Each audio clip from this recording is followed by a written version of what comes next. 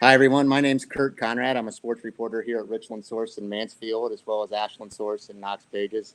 What we're doing today is we're calling it a coach's chat. I'm coming to you live from the spacious IdeaWorks building in downtown Mansfield.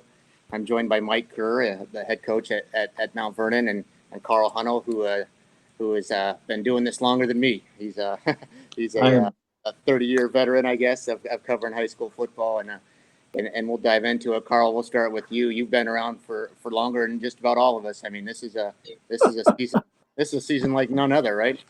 Well, I covered my first high school football game in 1979. So this is 41 years, and no, 41 years I've never seen a season that looks like this one. And there's been a lot of strange football over the years in all parts of the state, but this one's different. Yeah, absolutely. And Mike, it's Mike Kerr is the head coach at Mount Vernon High School. I think he's entering his fifth year now. Mike, is that right? Fifth season, yes, sir. And for those of for the Richland County fans joining us who might not pay as much attention to Knox County as the Richland County schools, Mike has done a whale of a job down there. Mount Vernon was 6-4 last year. I think 3 of those losses were to pretty darn good playoff teams. Most losses, yeah. Had a running back who was the conference's player of the year, who rushed for a single season. He's a 2,000-yard running back. Not a lot of those happen very often. So thanks for joining us, Mike. We certainly appreciate it. When this all started to, when things started to fall apart, I guess last March, did you ever, in your wildest dreams, think that it would be affecting us here in the fall of 2020? Not at all. You know, when this all came down in March, I mean, I felt bad for all of our spring coaches, our baseball coaches, track coaches, and all the kids there. But honestly, to kind of look out and think that this was still going to be affecting us in March, or excuse me, in August, I had no idea. I thought it might affect us in June, but I thought as soon as July rolled around, we'd be ready to go. But it just keeps hanging around and keeps causing strain and on what we're trying to do and these kids' lives and our families' lives, our coaches' lives. And, it's been tough looking back. I can't believe it's been around for so long and that we haven't figured it out yet. Right. And not just the athletic piece of this. I mean, this is affecting kids in their everyday lives. I mean, you're probably in the school building during the day, and school is going to look nothing like school has ever looked like in the past. Yeah, it has. We're doing a hybrid model, so our kids are only in school 2 days a week, which is really weird. Our kids are in masks. They're in one-way hallways. I mean, it really is, just a different world, even inside the school building. Everything's changed. If you walked in our school building this time last year, it's a totally different world than what it is right now. So you're right; it's affected every part of life, and not just the athletic piece, but these kids are their lives in every aspect. Right. And Carl, it's a little different than from when you were in high school. I would imagine there probably weren't a lot of social distancing measures in place back then. Well, I went to high school in New Concord, Ohio, so social distancing wasn't a big problem. There weren't that many of us. But, Coach, I'm just curious. You're the first teacher I've spoken with that's actually gone back to school. What I know you said it. Things are different. Talk to me about the attitude of the students and as well as the student athletes. What are you seeing and what are you hearing from them? I think the students, it's an interesting environment. I think in general, they're happy to be doing something. They're out of their house, they have something to do, and I think that in general they're happy to be back doing something. But I also think that they're a little nervous. They don't know what's going to happen, and I think that coming back to school and only half of their classmates there and sort of the new rules and regulations, that it's not what they've grown up with. So I think there's a lot of uncertainty, a lot of angst in the kids, and that's in the classroom. Fortunately out on the field, my kids, my group has really, they've been great with it. They have not let it affect their enthusiasm for the game, and I think we saw, honestly, our off-season numbers were better than ever. And I really think that was a testament to the fact that these kids just wanted to be out doing something. So the fact that we were able to give them that outlet was huge, and our kids responded to that and really enjoyed just getting out of the house, I believe. And Mike, you and I talked a little bit go about ahead, Kurt. Mike, you and I talked a little bit about it before we came on live, and I was saying I spoke to Lee Owens, the head football coach at Ashland University, after the Great Lakes Intercollegiate Athletic Conference had announced they were postponing all their fall sports, and he said, as disappointing as it is, at least there's some resolution. The worst part is the not knowing, and I would imagine that's really hard, not only on the coaches but on the kids too. It's just being left to hang out there a little bit. Absolutely, and I think that was the biggest thing that our kids, they were happy to be there. They were happy to be able to be around their friends and get out of the house. But you could feel, that there was a lot of that uncertainty, that wondering what is going to happen, not knowing, and not really knowing until just over a week ago that are we even going to have a season?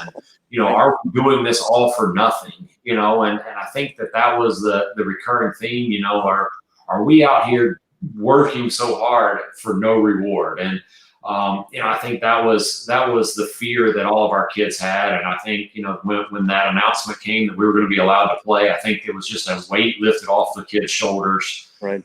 Because they carried that for so long, and so to finally have some resolution, I think that they felt this sense of relief more than excitement. Yeah, I mean, even when you guys started to get some guidance from the state and from the OHSAA, it seemed like that guidance changed every week. There were new guidelines coming out, and I'm certainly not here to point the finger at anyone. They're working from an improvised playbook too. But I mean, how difficult was that? I mean, going week to week and not knowing week to week what new was coming down the road.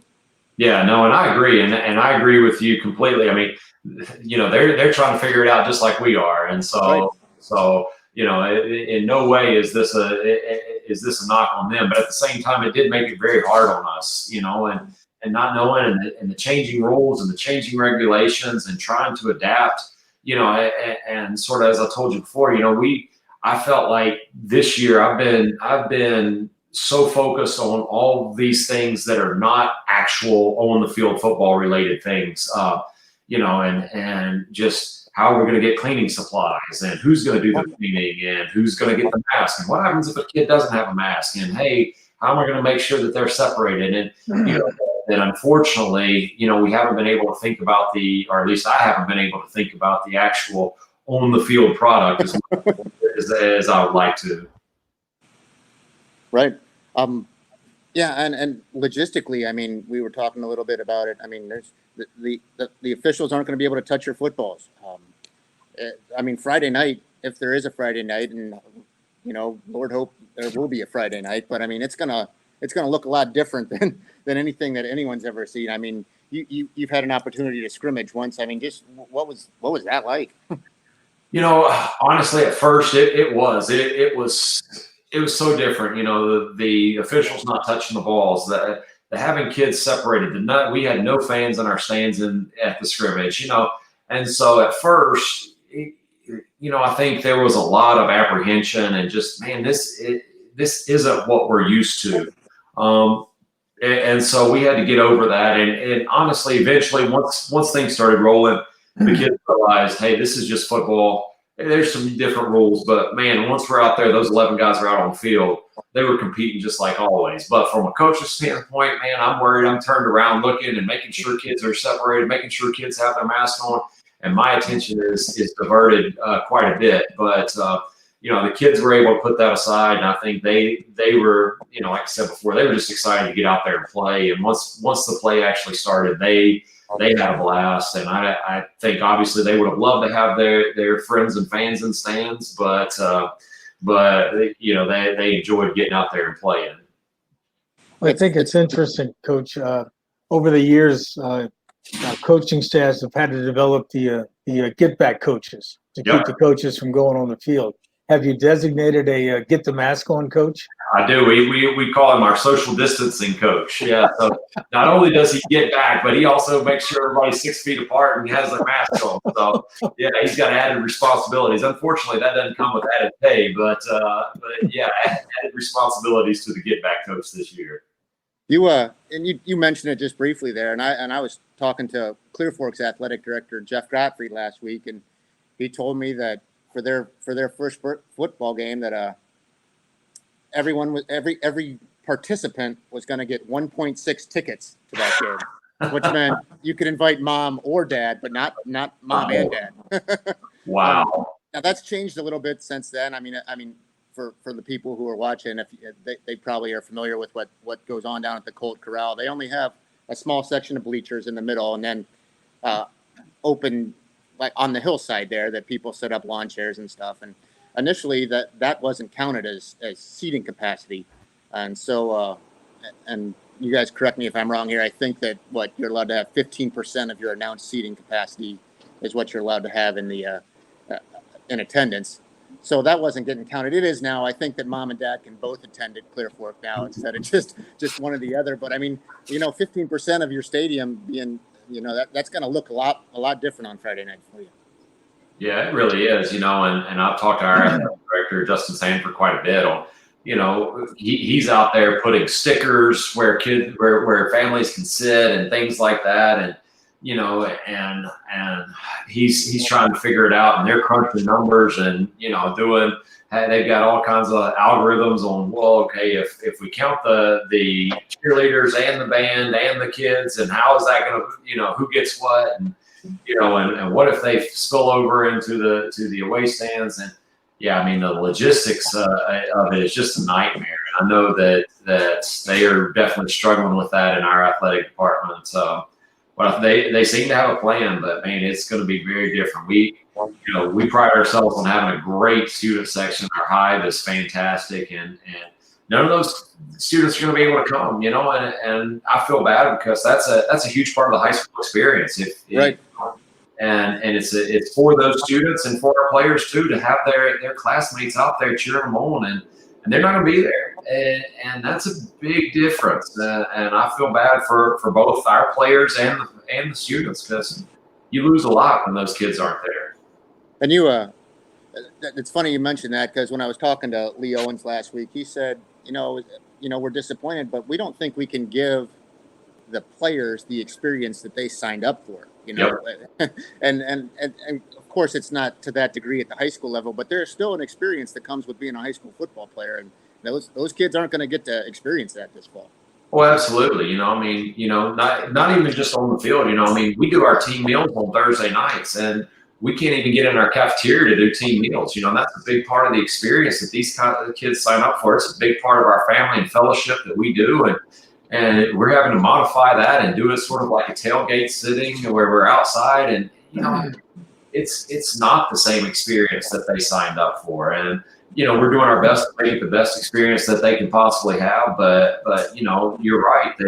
The Friday nights after a big win, having those kids come down, out of the stands with the players and celebrate with them and ringing the victory bell and doing all those stuff, you don't get that anymore, and these kids, if we get a chance to play, they're not going to have those experiences. And, there's no pep rallies. We even have, because we only have, half the kids at school on Fridays, we usually dress up for our Friday games. Well, and we make a big deal about it, having a presence in the school. Well, I mean, half of my kids aren't even in the school on Fridays. So, it's so different, and we're adapting every day, trying to figure it out. Are all your football players going to be able to attend on the school on the same days, or is it by class, or? No, so they are not all in the same time, and it is really crazy. We really have about half of the kids that come on Tuesday, Thursday, and half the kids that come on Monday and Wednesday, Friday. And so how they came about those, you'd have to ask our administration. I don't really know how they came about that, but yeah, at least for us, there was no way of getting that set up. Our administration had bigger fish to fry than worry about if the football team got to be together or not. So sure. yeah. How different was it, Coach, this summer, trying to get a football team even ready to play football? I mean, there were so many restrictions, so many unknowns, so many things you couldn't do. I mean, how did you get a football? I mean, you guys are playing football in about 48 hours. So Yeah. how did you get a high school football team ready during the pandemic? Well, I'll tell you, it was, I told you it wasn't difficult to get the kids out there and going, and the kids did a great job. But as far as the actual fundamentals of getting a team ready, yeah, it was tough. We did a lot where we had to separate, our position groups, and then in those position groups, we had different pods of kids. So we're trying to keep them socially distanced. So it was really that where you're putting up together a little piece over here, you're putting together a little piece over here. We're hoping that we're going to come together. Everybody knows it.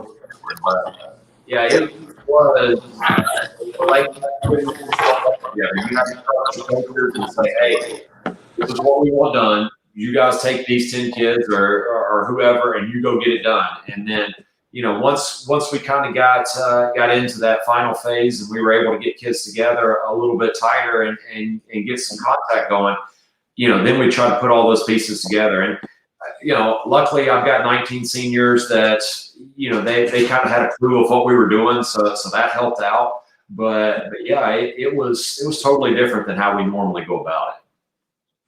We're joined now by Grant Pepper at Knox Pages. Grant, thanks for jumping on with us. And you haven't been doing this as long as Carl and I, but this is it's going to look it's going to look real different on Friday. It is going to look different. Coach Curt, I don't know if they asked you about this at the top of the show. What's going on Friday? Are you playing Lex, or do you know? I mean, has Mr. Sanford given you any guidance on that, or are you still good to go? So, as far as I'm we're good to go. This year, there was a possibility that may have tested positive, but to be honest with you, I don't have that confirmation. So, right now, I talked to Mr. Sanford as I walked off the practice field today, and he said, "Hey, just want to let you know that this is out there, but you keep going forward as if we're going forward," because he hadn't heard any different. So, yeah, fingers crossed. We are playing Friday, and that's where we are. And really, that's all anybody can do at this point, right? Is just fingers crossed, prepare for a football game, and they'll tell you on Friday morning if you're getting on a bus or not.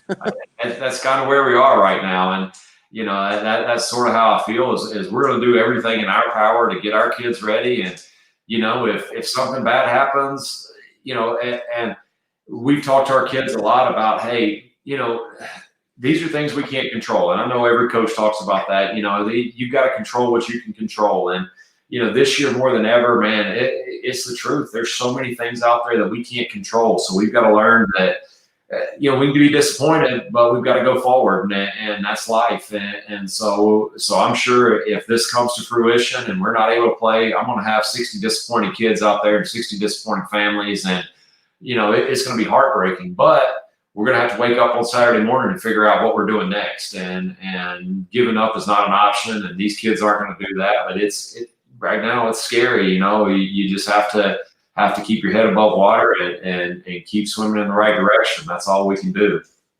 Right. Last week when Bob Goldring announced that everything was going to go forward, at least initially go forward, there was some talk. I think some of the athletic administrators or maybe some school superintendents that had talked about moving fall sports to the spring, especially football. When Bob addressed it, he said, that a tournament portion wouldn't work out to do that in the spring. Where do you fall on that? I mean, would it be unusual to play football in the spring and then turn around and play football in the next fall too? I mean, that's a big ask for some young bodies. It is, and there's no doubt about that. And to be honest with you, I don't know. I know that was an option that Mr. Sanford, our athletic director, put out there at one point.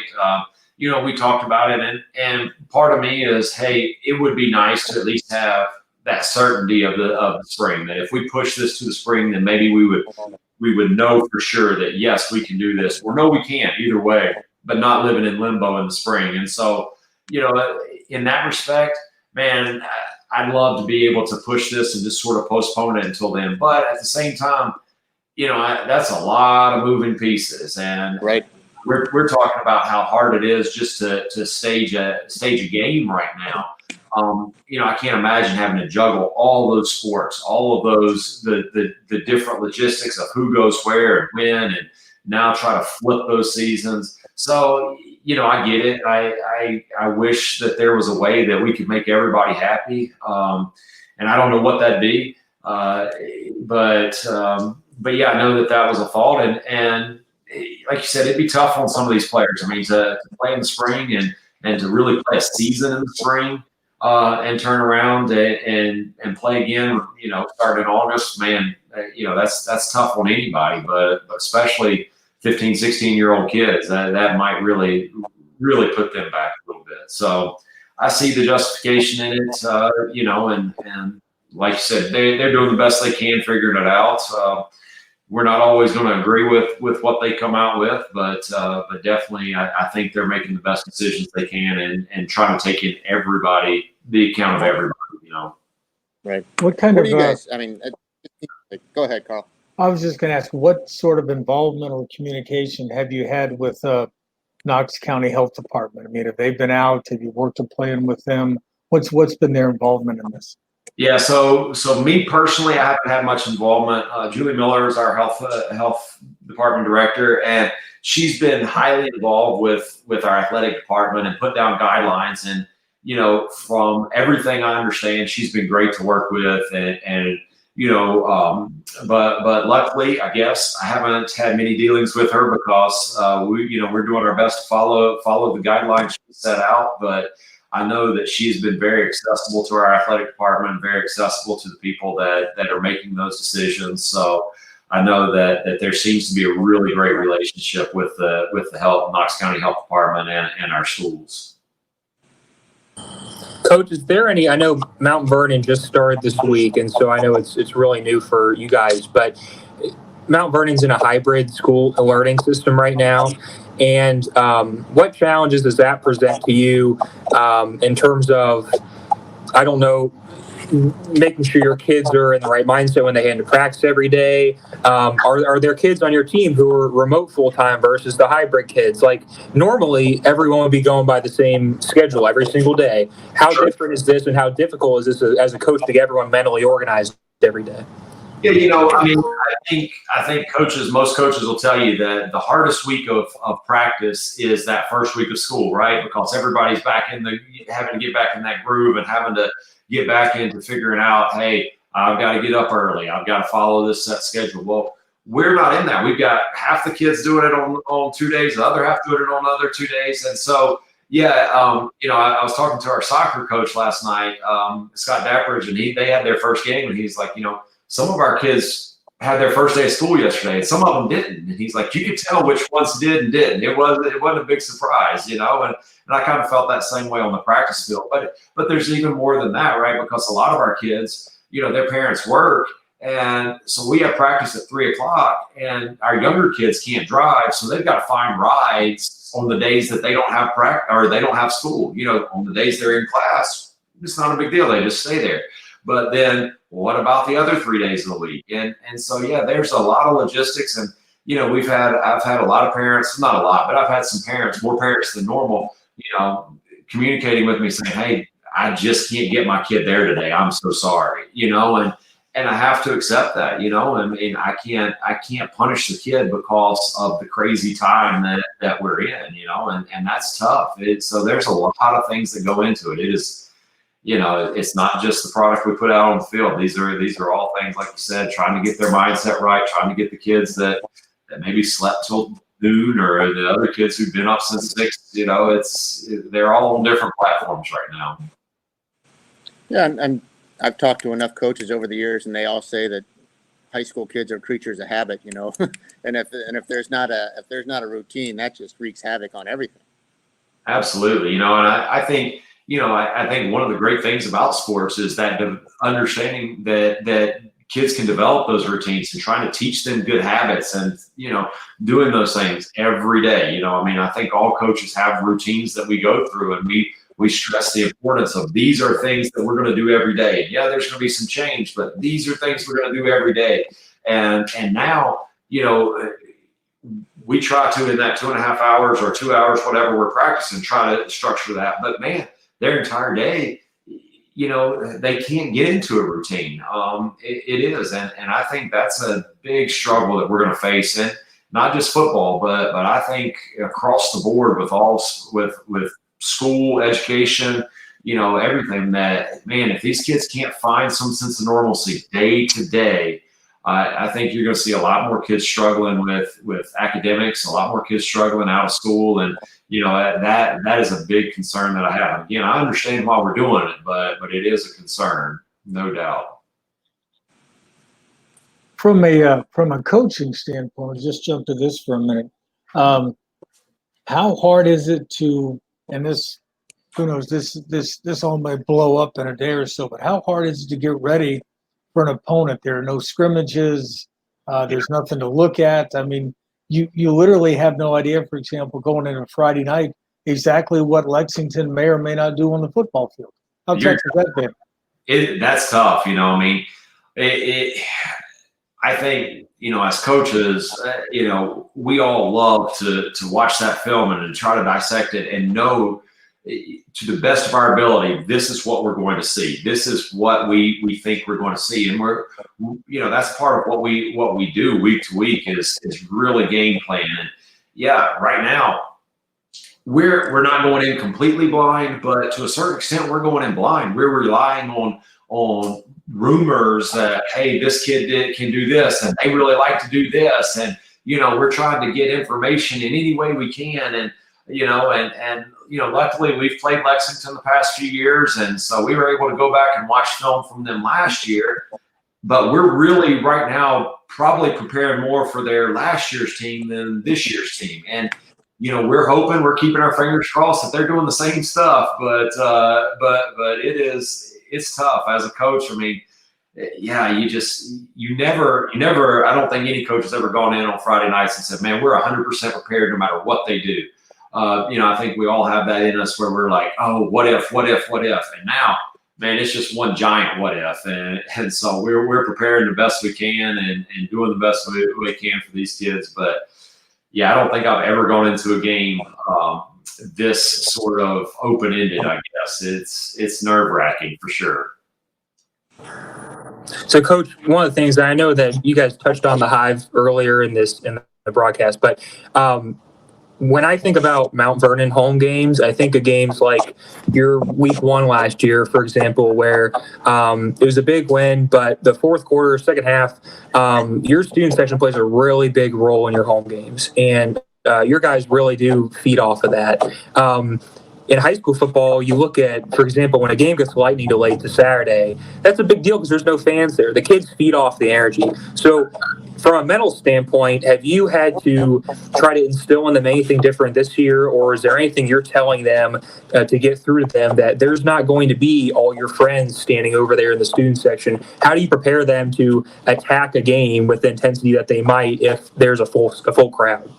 Yeah, you're exactly right, because it is, and we touched on that earlier about that energy and that just the feeling on Friday nights of knowing that your buddies are up in the stands supporting you, and like you said, we've got such a great student section, but yeah, we've talked about that quite a bit. That this year it's about bringing your own energy, and we talk a lot about just, hey, you can't take one play for granted, and again. This year, that takes on a whole new meaning, right? You can't take it for granted, and you've got to be there for each and every kid that's out there, and the kids on the sideline. And we practiced it. Hey, you guys have to bring the energy. So we'll put the ball down at the 30-yard line or whatever, and we're like, hey, you guys got to help get us over the over the goal line. You guys have to do that, and try to find ways that that those guys can still be a part of the game. And it's not the same. But, we're playing and practicing with a sense of urgency because it can be taken away at any time, as we've touched on. And that's what we keep harping on. And so hopefully that stays in their mindset is, I've got to play this play like it's my last play, because it really might be. And, that's helping to bring some intensity. But you're right, that you lose so much, that spirit, that energy, that camaraderie that comes from the fans in the stands. Man, it's going to be tough to replace that. There's no doubt about it. Mike, usually this time of year, go ahead, Kurt. Oh, no, I think you were probably more COVID related than me. I was going to take us in a different direction, but fire away. I was just going to ask, usually this time of year, you're doing walkthroughs and you're running plays so people know what they're supposed to be doing when the game starts. How much time have you had to spend?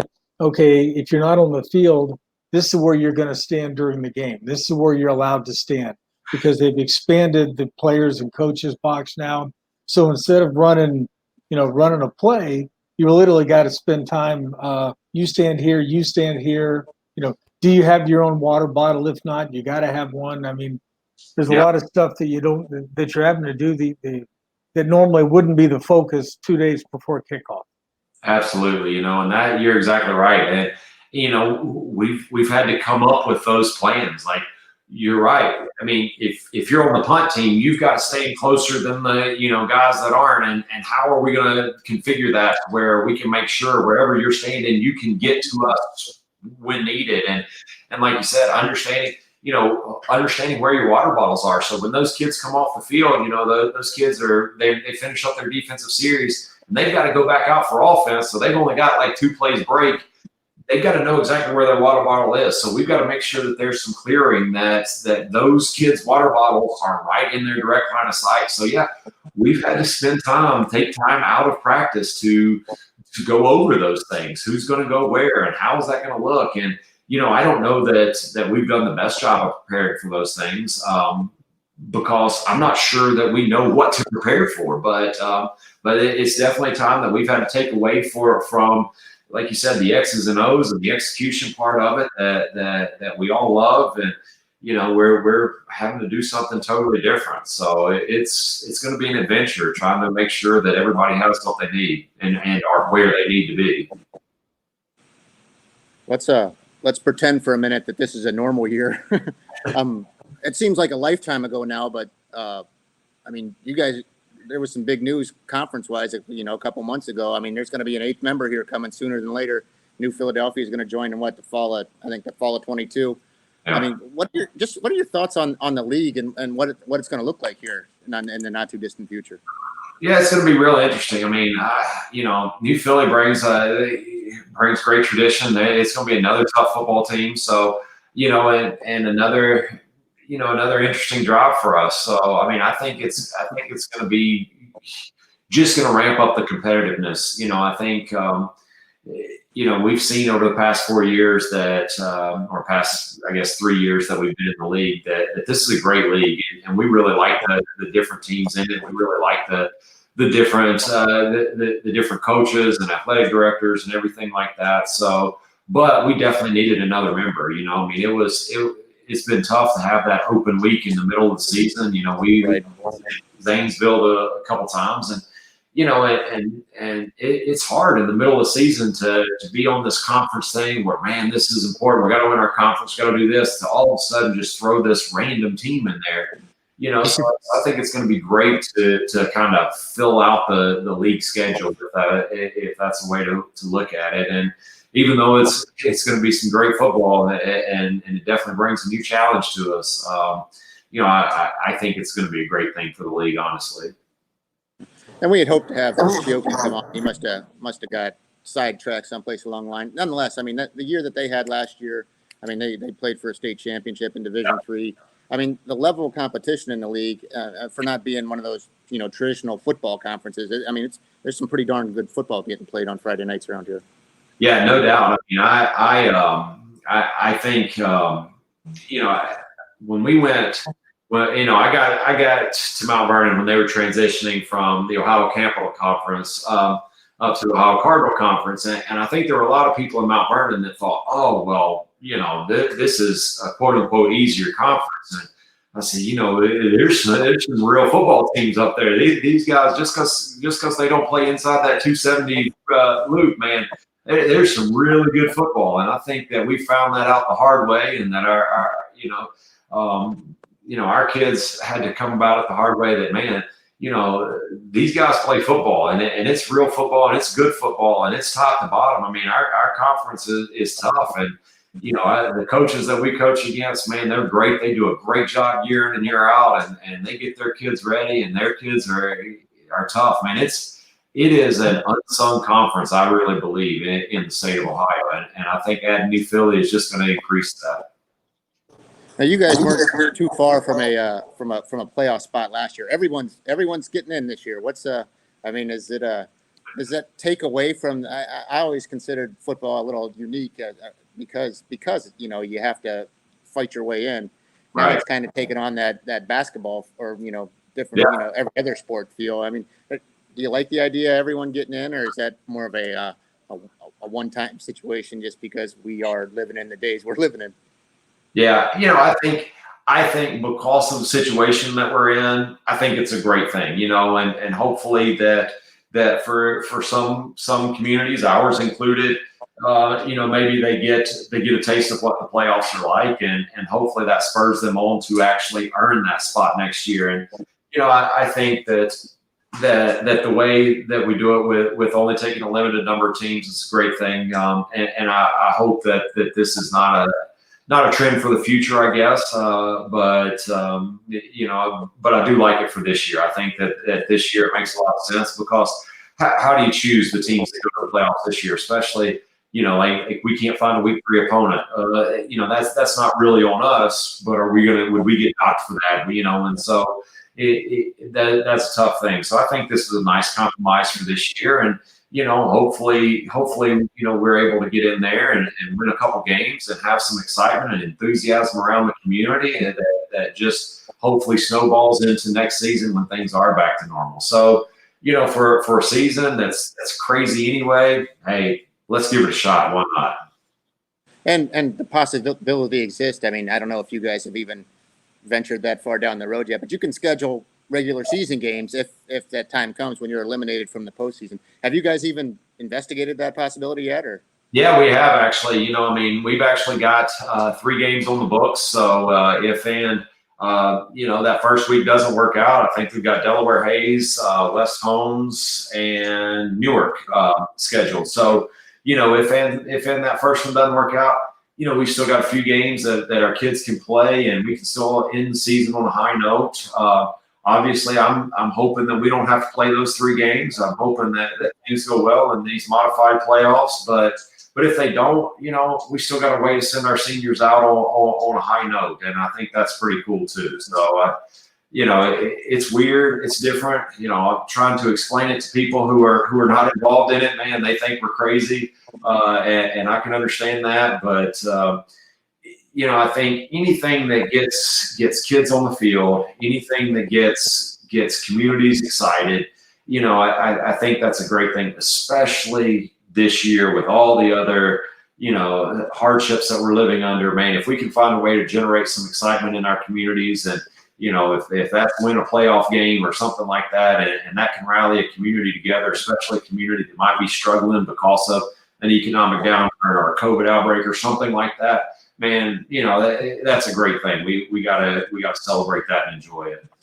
Yeah, and you and I talked about it a little earlier. I mean, there's just this kind of fatigue that is hanging over. It's like a storm cloud that's just hanging over everyone, and I don't think people appreciated fully how important sports are until Right. until that comes. I mean, it can give people a lift at a time when they really need a lift. No doubt, and that's, and I think you're exactly right. I think, you're starting to see, and not starting to see, I guess, but people are starting to understand that sports are so much more than just kids out playing. Yep. They are rallying points for community. They're ways to keep kids involved in things that are positive. They're ways to get them, involved with good people who are good role models and good partners in life, and there's so much more to sports than just getting out there and playing. And even though we all love the playing aspect of it, man, like we talked about before, losing that, the pep rallies, losing the homecoming. We're not going to have a homecoming game this year, losing those things. and those are important to communities. They're important to more than just the kids that are participating in it. And, I think that hopefully, people are understanding that sports have a way of bringing people together in a positive manner, and we need to do everything we can to make sure that sports are protected, and not just football. Obviously, I'm biased towards football, but man, anything to get kids in a positive setting where they can go out and shine and have some success and things like that. Those are things we need to be looking for, even in these crazy times of COVID, no doubt. Coach, I'm just curious, and maybe it's not a fair question, but if you were putting odds or a gambling man on whether we get an entire football season in during this time, what would you say those odds are? Oh man, yeah, that's putting me on the spot big time. Well, obviously, my hope and prayers are that we get this in. But if I'm betting on it, man, I'd be hard pressed to take the idea that we're going to make it all the way through. And there's just so much out there, and and my wife and I talk about this all the time. Is it only takes one thing. Only takes one little thing. And that's what we've seen with this is one case or one outbreak in one community, and it just has these ripple effects. And so, though I'm excited about the possibility of a full season, if I had to put my money on it, I'm probably going the other direction. I don't know how many weeks that means, but yeah. I'm probably going the other direction, but I still have and hopefully we can figure it out. Well, yeah, that's all any of us can do, I guess, is keep our fingers crossed. On that note, I think we're gonna wrap it up here, guys. I certainly appreciate it, Mike. You kind of carried the freight for us today. We certainly appreciate you coming on and spending some time with us, and hopefully footballs will be flying around down there sooner than later. Love it. Well, I appreciate you guys having me on. It means a lot. Anytime I get a chance to talk about Mount Vernon and our community and our kids, I'd love to do it. So it means a lot that you guys have me on, and anything I can do for you in the future, just let me know. Thanks very much, Coach. Appreciate it. Thanks, Coach. Thanks, guys. Bye-bye. See ya. Come back, guys.